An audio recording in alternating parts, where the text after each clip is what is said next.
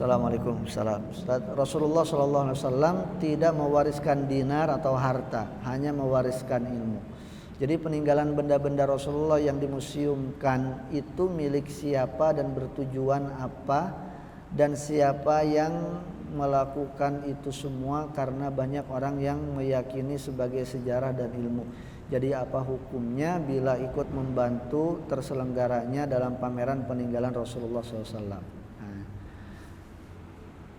Diriwayatkan dalam hadis yang sahih bahwa Rasulullah SAW itu tidak meninggalkan dinar wala dirham, artinya tidak meninggalkan harta waris, ya, tapi beliau meninggalkan beberapa yang beliau miliki, diantaranya tameng, ya, baju besinya yang beliau kemudian dihadiahkan itu kepada para sahabat, ada bajunya tentunya, sendalnya dan seterusnya. Nah itu diberikan atau dimiliki, atau pada saat beliau masih hidup sudah ada yang diberikan kepada sebagian sahabat-sahabat beliau. Nah benda-benda itu ya pada zaman sahabat-sahabat masih ada, mereka masih menyimpannya.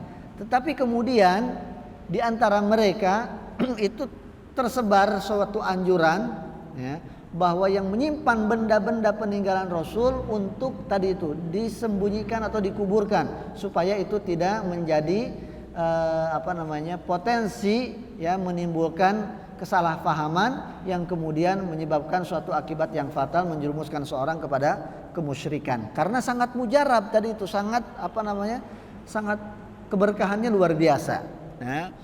Nah, khawatir orang kemudian akan menuhankan itu, mengkultuskan itu dan seterusnya. Maka itu dimusnahkan oleh para sahabat dalam tanda petik. Nah, apa yang ada sekarang di museum, katakanlah di Turki dan di mana, wallahu taala alam, menurut para ulama yang ada sekarang pun di bekas peninggalan museum Turki Utsmani misalnya, atau di sebagian di Spanyol dan seterusnya, itu adalah replikanya.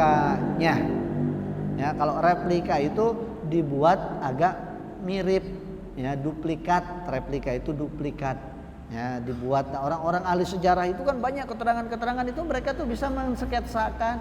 Setelah sketsa kemudian dibentuklah dan kemudian jadilah seperti yang ada, wallahu taala alam. Nah, boleh nggak kita kemudian ikut membantu memfasilitasi pameran itu?